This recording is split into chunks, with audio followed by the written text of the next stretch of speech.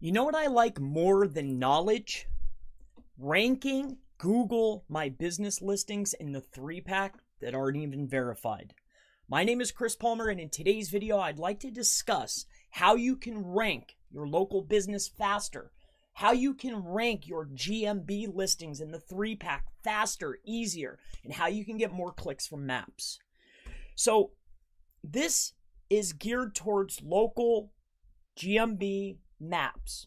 I'm going to explain a CTR and traffic manipulation network. That's the purpose of today's video. I'd like to discuss because I've had quite a few questions. All right. So as we're moving into 2021 and as of right now, we know that there's at least 7 updates a day.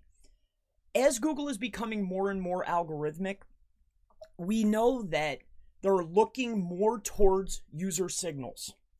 So this is just a quick screenshot of just the most recent, all right? These are just the most recent that have been popping up. As you know, they're going to start looking at page quality. They have a new algorithm coming up. User signals are playing a bigger and bigger factor, which if you've been in SEO, you know this. So I recently did a video. If you haven't checked it out, please go ahead and take a view. But like I mentioned, the network, the traffic manipulation, everything is really geared towards local SEO, Google Maps, and GMB. All right. So if we know that Google is moving to all algorithmic, and we know that user signals are playing a larger and larger part, if we're looking at a GMB listing, just like on this one here, we know that Insights is giving us our blueprint. This is what Google is looking at. But we need to give them exactly what they want to see. A perfect click. Now this screenshot was really just me just playing around with it to see if the clicks were counted. And they were. Now the next piece of it was sending the signals that Google wants to see, like I mentioned before. Now what I feel is a powerful signal is signals like, okay, we want to expand proximity. So are people searching from the locations that I want to show up? That's a huge signal. Are people searching for my competition and clicking on my listing? That's a signal. Are people searching for my business and asking for directions or leaving photos? Or are they following the customer evolution? Are they searching for the business? Are they clicking? Are they asking for directions? Are they doing a phone call? Are they then leaving a review? Right? The customer evolution. Sending the signals that Google wants to see. Now, in my particular area, I was just doing some testing, really.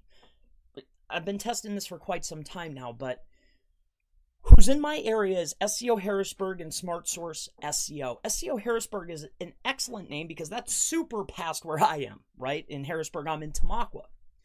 But in any case, these being the dominating competition in my particular area, this is who I was really targeting. Plus, I was just testing a few things out.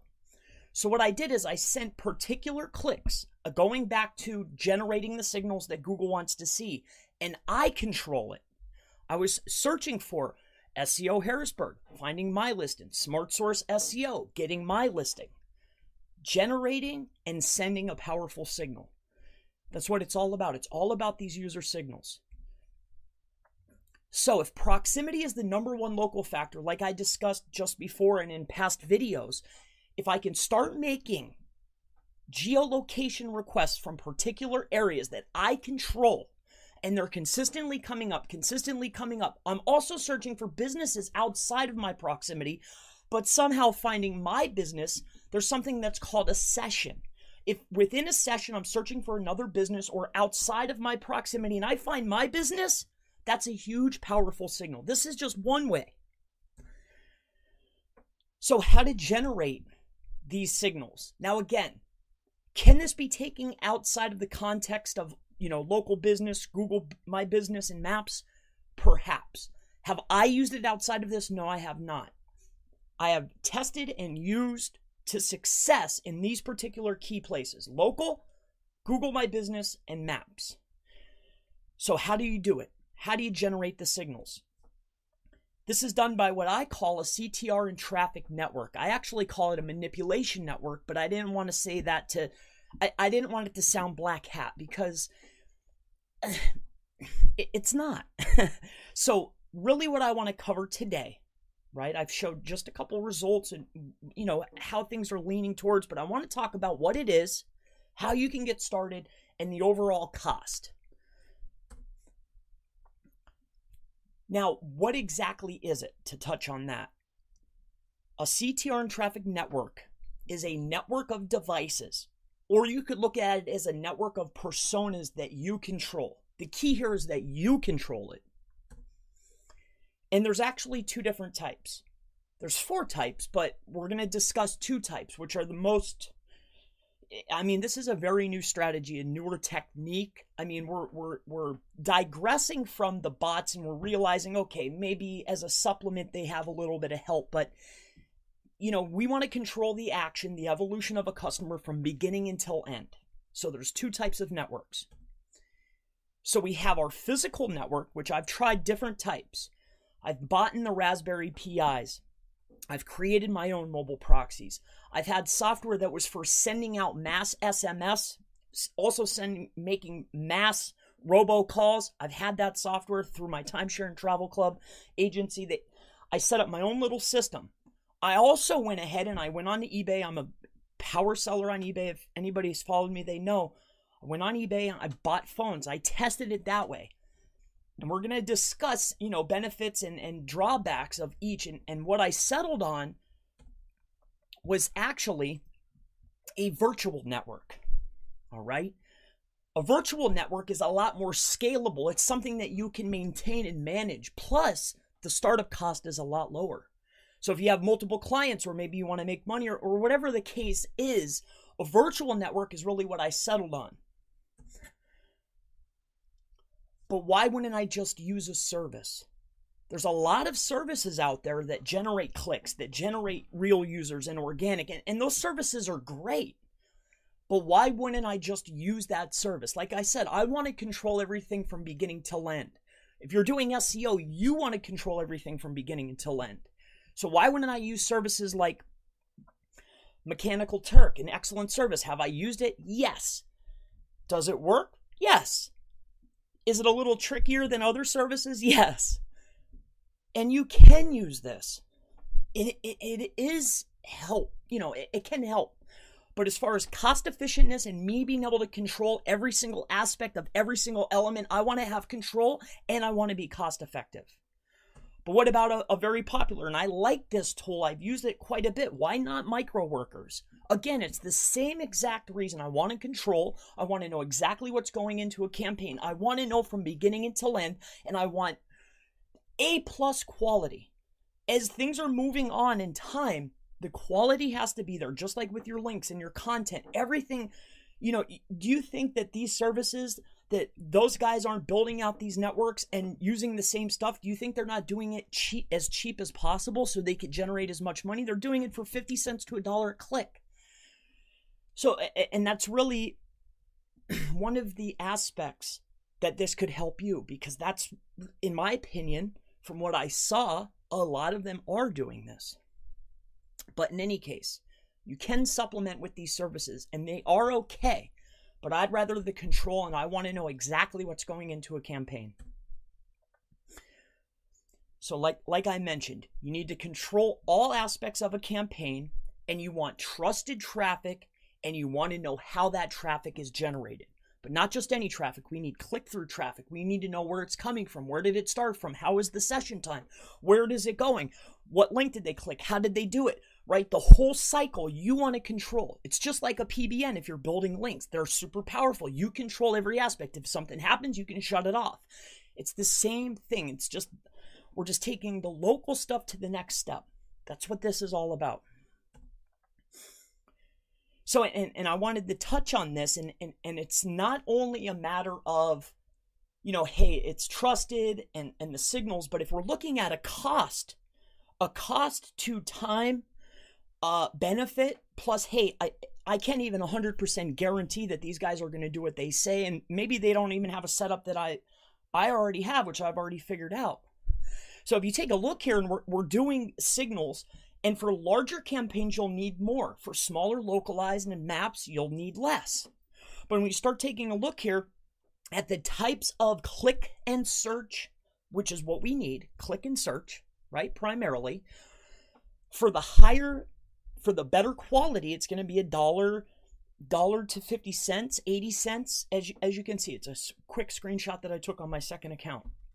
So that adds up. If you have more than one client, the cost can really go up. Now you can charge them, but if you're just a small local business or it's just you and you want a competitive advantage, it's a lot better to control everything yourself. Plus, you don't have to learn a platform. So traffic and click trust, right? Because we're talking about trust here and controlling everything. Where does it all originate from? In my opinion, and it's fact, it starts with the IP address. So, and this was a question that I want to touch on. So why wouldn't I just use a private proxy? Why wouldn't I use a rotating private proxy? Why wouldn't I use a VPN? Why wouldn't I use residential? Now, you can, but it's not optimal. It's not a guarantee. And private proxies, rotating proxies, VPNs, there's other users that are already utilizing these IP addresses.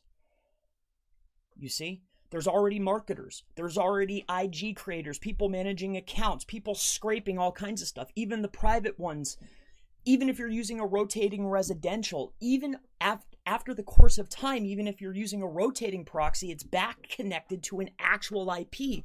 Also, a lot of these private proxies, they're IPv4. IPv4 is in a data center. They're already triggered. It's not a trusted IP address. So how do we combat this? Well, mobile is elite. So you'll ask, hey, why don't I just use a mobile rotating? Because mobile proxies are forever changing. And you can at scale. And this is something that I'll teach. Hey, how do you scale this? If I'm just have, myself, maybe I have 5 websites, maybe I just want to rank a couple clients, you can set up your own home network, but there's also a way to scale it that's much cheaper. So these types of services out there can be utilized, but if you're just a one small shop, SEO, or you have a few businesses, then I can show you how to create your own. So, you know that utilizing mobile proxy, aka the IP address, it's the best now, right? We've gone over why. And I can teach you how you can always have a trusted proxy, right? Because it all starts from that source, from beginning until end. So now you know how to create a trusted click, and you know how it originates. What's the difference? Why don't I do this? Why don't I do that? We've covered that part. So what about hardware costs? Phones are expensive. And I went through this little bit of basis. And phones are expensive. This is a recent click search that I did on Google for used iPhone on eBay. So if you just take a quick look at the refurbished, and these aren't even the newest phones, which doesn't really matter per se, but if you get, say, every phone is $80, we'll say some are $170, especially if you're using, say, iOS, or you're using an Android, at least something that can serve, that people are actually using, right? That has at least 5.1 Android, or has the newer operating systems, that's something that can run these things. You're going to spend somewhere between, we'll say, $80 a piece. Now, just to make it simple, let's just say 10 phones is $500. So that would just be for a physical hardware setup, and that's phones.